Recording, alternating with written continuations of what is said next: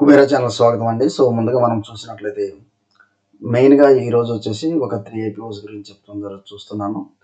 ఈ 3 వచ్చేసి మనకు వచ్చేసి రేపు అనేది క్లోజ్ అవుతున్నాయి. ఈ 3 ఒకటి ఆఫ్కామ్ హోల్డింగ్స్, ఇది ఎస్ఎంఈ ఐపీఓ కింద వస్తుందండి. 6th ఆగస్ట్ క్లోజ్ అవుతుంది. 1,29,000 మనకి కావాలి. 600 21.61 టైమ్స్ ప్రస్తుతం సబ్స్క్రిప్షన్ అయింది. నెక్స్ట్ ఇది ఓలా ఎలక్ట్రిక్ మొబిలిటీ. సో ఇది వచ్చేసి చాలా మార్కెట్లో బజ్ క్రియేట్ చేసిందండి. సో దానికి తగ్గ డిమాండ్ ఉందో లేదో కూడా మనం ఒకసారి చూద్దాం. ఇది 6th ఆగస్టు రేపు క్లోజ్ అవుతుంది. 14,820 రూపీస్ కావాలి. 0.71 టైమ్స్ సబ్స్క్రిప్షన్ అయింది. ఓకే, 0.71 టైమ్స్ సబ్స్క్రిప్షన్ అయింది. నెక్స్ట్ పిక్చర్ పోస్ట్ స్టూడియోస్ చూడండి. 6th ఆగస్టు 1,44,000 కావాలి. 32.64 టైమ్స్ సబ్స్క్రిప్షన్ అయింది. సో ఓవరాల్గా మనకి ఈ ఎస్ఎంఈ ఈ 2 ఐపీఓస్లో ఏది పెడితే మనకి మంచి రిజల్ట్స్ వస్తాయి. నెక్స్ట్ ఇది main board IPO Ola electric. ఇది వచ్చేసి మనకి జస్ట్ లెస్ దాన్ 15,000 కాబట్టి సో చాలా మంది ఇన్వెస్టర్స్ దీనిలో ఇన్వెస్ట్ చేయడానికి చూస్తారు. ఇది ఎంత వాటికి కాకపోతే ఈ గ్రే మార్కెట్ ప్రీమియం ఏంటంటే గత 1-2 సెషన్స్ నుంచి గత 1-2 సెషన్స్ నుంచి ఏదైతే మార్కెట్ ఫాల్ అవుతుందో దానివల్ల కూడా ఈ యొక్క సబ్స్క్రిప్షన్ యొక్క డిమాండ్ అనేది కూడా కొంత ఇన్ఫ్లుయెన్స్ అవుతుందండి. అలానే గ్రే మార్కెట్ ప్రీమియం కూడా. కాకపోతే మనం ఫైనాన్షియల్ స్టేట్మెంట్ చూసి దాన్ని మనం అప్లై చేయాలా లేదా అనేది కూడా ఒకసారి చూద్దాము. సో ఓవరాల్గా మార్కెట్ వచ్చేసి చాలా క్రాష్ ఉంది కాబట్టి రేపు ఎలా ఉండొచ్చు అనేది చూద్దాం. ఓకే, సో ఫస్ట్ వచ్చేసి చూద్దాము ఆఫ్కామ్ హోల్డింగ్స్. ఇది వచ్చేసి small cap air transport service అన్నట్లు చూస్తున్నాము. 108 రూపీస్. సో ఇది వచ్చేసి 108 రూపీస్ చూసినట్లయితే 21.61 టైమ్స్ సబ్స్క్రిప్షన్ అయింది ఓవరాల్. ఇది మేజర్గా ఏంటంటే transporting cargo airport to airport basis అన్నట్లుగా ఇక్కడ చూస్తున్నారు. ఓకే, సో దీని main operations Hong Kong, Singapore, Thailand, so many కంట్రీస్లో ఇది అయితే ఉంది. అండ్ మోర్ ఓవర్ మీరు చూసినట్లయితే the crew comprises 10 captains, 6 officers, 3 transition captains. So ఇది ఓవరాల్ ఒక ఎయిర్ ట్రాన్స్పోర్ట్ సర్వీసెస్ అన్నట్లుగా మనం చూస్తున్నాము. ఓకే, అండ్ మోర్ ఓవర్ ఇది చూసినట్లయితే దీని యొక్క ఫైనాన్షియల్ స్టేట్మెంట్స్ కూడా మనం చూద్దాము. ఇది ఒక సిఆర్లో క్రోర్స్లో మనకి ఇక్కడ ఇవ్వడం జరుగుతుంది. 2021లో మనకి రెవెన్యూ చూసినట్లయితే 30.89 సిఆర్ ఉంది. ఎక్స్పెన్స్ 19.97 సిఆర్ ఉంది. మనకి ప్రాఫిట్ ఆఫ్టర్ ట్యాక్స్ 4.20 సిఆర్ ఉంది. 2022 చూసినట్లయితే 48.67 సిఆర్ రెవెన్యూ, 40.29 సిఆర్ ఎక్స్పెన్స్ ఉంది. అంటే డబుల్ అయినాయండి. రెవెన్యూ వచ్చేసి ట్రిపుల్ అయింది, ఎక్స్పెన్స్ డబుల్ అయింది. ప్రాఫిట్ ఆఫ్టర్ ట్యాక్స్ అయితే పెరగలేదండి. అంత మూమెంటం జస్ట్ 20% ఉంది. ఓకే, 2023 చూసినట్లయితే మనకి ఈవెన్ రెవెన్యూ డబుల్ అయింది, ఎక్స్పెన్స్ 50% పెరిగింది, ప్రాఫిట్ ఆఫ్టర్ ట్యాక్స్ వచ్చేసి సో నియర్ అబౌట్ 250% మనకి ఇంక్రిమెంట్ అనేది కనిపిస్తుంది. అండ్ February 24 దాకా చూసినట్లయితే మనకి రెవెన్యూలో ఇంక్రిమెంట్ అయింది, ఎక్స్పెన్స్ కూడా పెరిగిందండి. So even profit after tax కూడా సేమ్ అదే లెంత్లో మనకి పెరుగుతూ వచ్చింది. సో ఓవరాల్గా మనకు వచ్చేసి ఫైనాన్షియల్ స్టేట్మెంట్ అయితే చాలా క్లియర్గా ఇంక్రిమెంట్లో ప్రాఫిట్ ఆఫ్టర్ ట్యాక్స్ ఉంది. సో దీని యొక్క జిఎంపీ కూడా చూసి మనం ఇది సబ్స్క్రైబ్ చేద్దా లేదా అనేది కూడా డిసైడ్ చేద్దాం. ఓకే, నెక్స్ట్ వచ్చేసి మనకి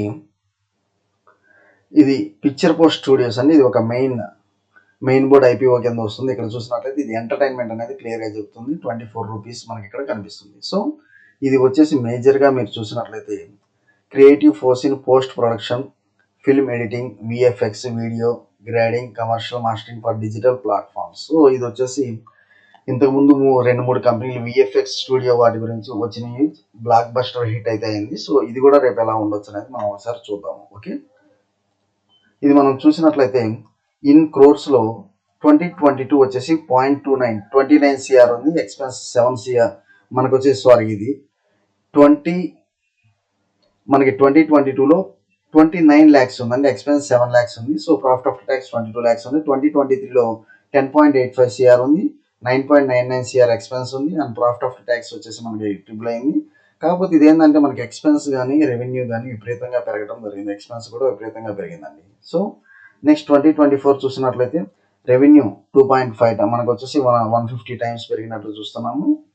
ఎక్స్పెన్స్ కూడా సేమ్ అంతే ప్రపోర్షన్ ఉంది. ఈవెన్ మనకి ప్రాఫిట్ ఆఫ్టర్ ట్యాక్స్ కూడా ఉంది. సో ఓవరాల్ మనకి ఫైనాన్షియల్ స్టేట్మెంట్స్ అయితే చాలా క్లియర్గా ఉంది.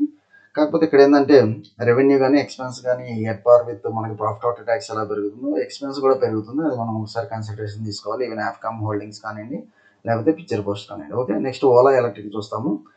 దీని వచ్చేసి చాలా బజ్ అయితే క్రియేట్ చేసిందండి. ఓలా ఎలక్ట్రిక్ వచ్చేసి మార్కెట్లో ఇది ఆటోమొబైల్ ఇండస్ట్రీ అనేది తెలుస్తుంది మనకి 76 రూపీస్. ఇది వచ్చేసి electric vehicles, pure electric vehicles players in India. Okay, technology manufacturing capabilities for EV and EV components including cells also అన్నట్లుగా మనం ఇక్కడ చూస్తున్నాము. ఓకే, ఇది అన్నట్లుగా మనం ఇక్కడ చూస్తున్నాము.